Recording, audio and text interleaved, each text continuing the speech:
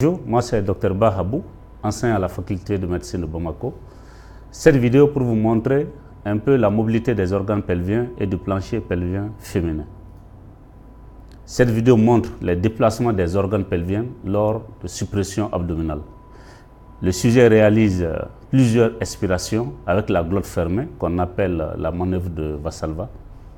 Plus les contractions musculaires sont fortes et plus la pression intra-abdominale augmente. Une gelée blanchâtre et opaque visible à l'IRM est injectée dans le vagin et dans le rectum. Cette gelée s'écoule lors des suppressions. Voilà, cette gelée qui va sortir soit du vagin ou du rectum.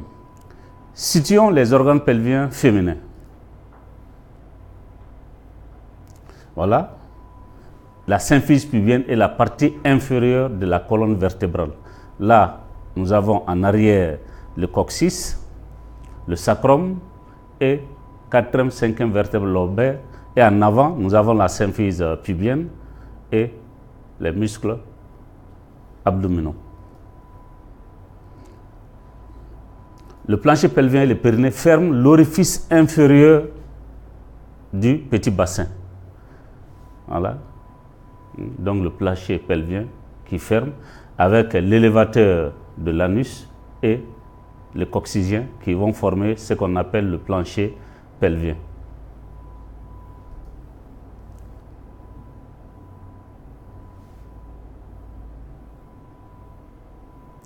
Les organes pelviens féminins. Cette image est extraite de notre vidéo montrant les organes féminins, pelviens féminins. Là, nous avons la vessie, le rectum en arrière, le vagin, l'utérus est là. Et sur l'image IRM, nous voyons le rectum, le vagin, la vessie et l'utérus.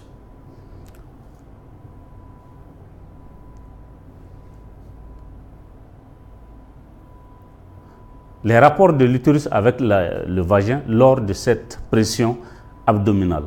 L'utérus prolonge en haut et en avant le vagin. Donc, l'utérus étant là, il prolonge en avant le vagin. Voilà, lors de la pression intra-abdominale, nous avons l'utérus qui est là, qui fait une pression sur le vagin.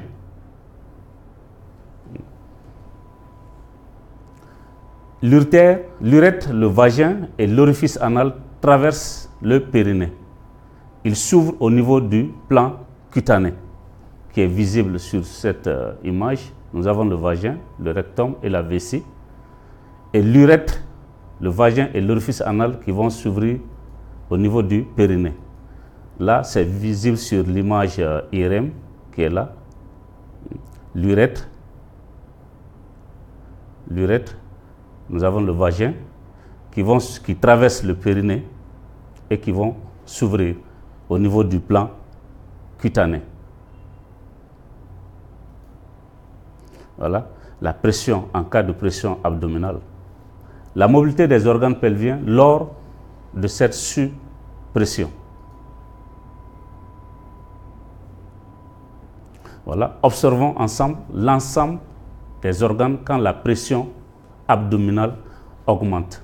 Donc nous avons la pression abdominale qui est là, qui vient s'exercer au niveau des différents organes, le rectum, l'utérus, la vessie. Et cette suppression sont créées par la contraction du diaphragme, des abdominaux, du plancher pelvien et du périnée. Nous avons les abdominaux qui sont là et là au niveau du périnée. Ces suppressions vont comprimer et déplacer les organes abdominaux. Voilà. Donc, en cas de pression abdominale, nous avons cette suppression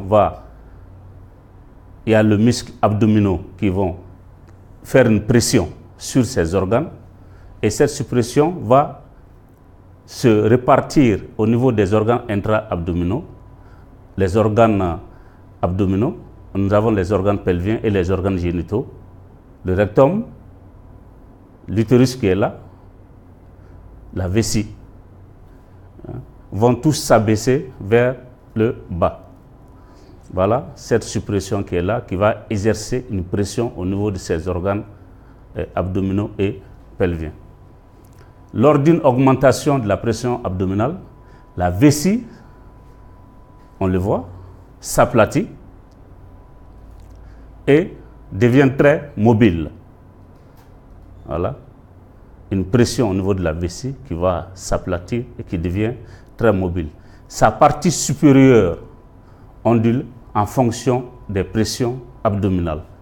Là, nous voyons la pression abdominale au niveau de la vessie qui va s'aplatir et sa partie supérieure qui ondule en fonction des variations de cette pression. Voilà. L'utérus, sur cette vidéo, nous voyons que l'utérus repose sur la vessie. L'utérus est là, donc il repose sur la vessie. La pression abdominale refoule l'utérus en arrière et vers le bas. Voilà. En arrière et vers le bas. Donc, en cas de pression abdominale, nous avons l'utérus qui va être basculé vers l'arrière et vers le bas. Et l'utérus va repousser le vagin aussi vers le bas. Donc, l'utérus qui est là en cas de pression, il va être refoulé vers l'arrière et vers le bas, et faisant une pression sur le vagin qui va aussi, sera repoussé aussi vers le bas. Voilà le vagin qui est repoussé vers le bas par l'utérus. La partie inférieure du vagin est la plus mobile. La mobilité du vagin est importante, en particulier dans sa partie inférieure. Donc nous avons le vagin qui est là. Sa partie inférieure qui est très mobile. Les déplacements de son orifice au niveau de la vulve.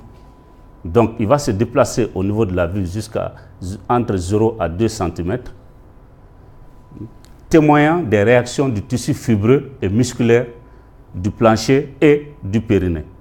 Donc en cas de pression abdominale, nous avons la partie inférieure du vagin qui va être repoussée vers le bas jusqu'à 2 cm. Voilà.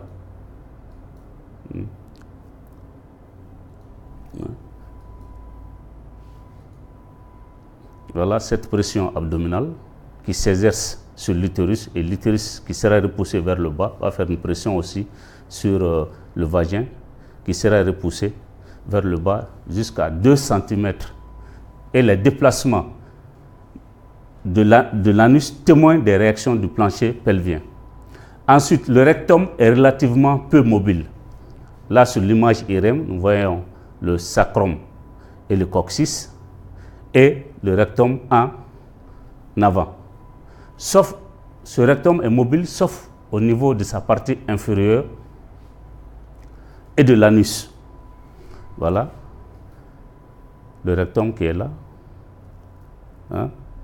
Et en cas, les déplacements de l'anus témoignent des réactions du plancher pelvien.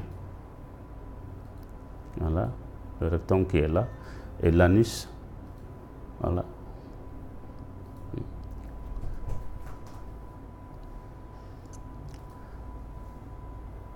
Donc, le degré de réplétion de la vessie et du rectum modifie les rapports entre les organes. Leur degré de réplétion varie en permanence, l'un pouvant être vide tandis que l'autre est plein. Les rapports et la mobilité des organes varient donc tout au long d'une journée. Voilà. Le degré de réplétion de la vessie qui est là et du rectum en arrière. Maintenant, observons la mobilité de l'articulation sacro-coccygienne lors des suppressions. La sacro-coccygienne qui est là, sa mobilité lors de cette suppression intra-abdominale. Ce sont des mouvements de flexion-extension. Voilà. Voilà. La sacro-coccygienne qui fait des mouvements de flexion-extension. Ces suppressions sont permanentes. Dès lors que le sujet se tient debout, elles augmentent lorsque le sujet se met en activité. Voilà, sur cette image IRM, cette suppression qui se fait au niveau intra-abdominal et au niveau des muscles abdominaux. Merci.